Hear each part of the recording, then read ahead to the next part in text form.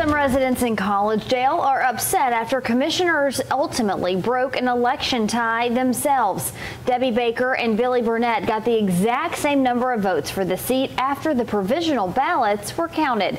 Good evening, I'm Latricia Thomas. And I'm Joshua. Election officials say the state law gives Collegedale the option to hold a runoff election or for the city's commission to cast a tie, breaking the vote. The city asked people to come to a special meeting last night and voice their preference, that is, but in the end, they voted themselves. We asked our viewers on Facebook if they thought it was fair that the citizens of Collegedale asked for a tiebreaker election, even though the commission decided to break it themselves.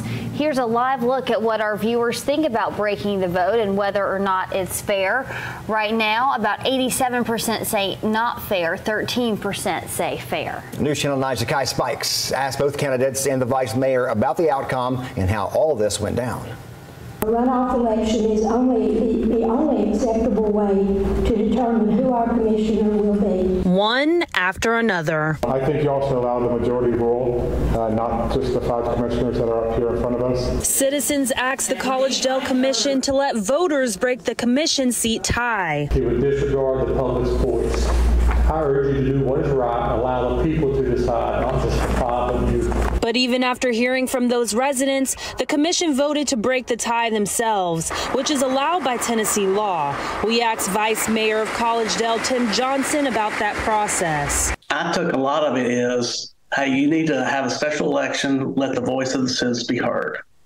Well, $17,000, and Billy, I think, said 400 people may show up to vote. This is where the 5 commissioners sat last night to vote in the tiebreaker in the Collegedale Commission race. Now this right here is Debbie Baker's seat.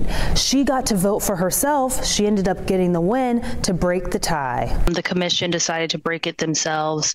What is your thoughts on that, on what happened last night? Billy Burnett was on the losing end of that tiebreaker. Historically, that board has not listened to the public, the citizens, and that's what they've done in the past. What's your response to Billy Burnett saying to me in the past interview that I did with him that he didn't think that it was fair that you're a part of the commissioners and that you were able to vote for yourself? You know, when you're, I don't like the word desperate, but when you're on the crossroads, you're going to do what you can to get over to the side that you want to be on. And so that's just part of politics. In Collegedale, Zakai Spikes, News Channel 9.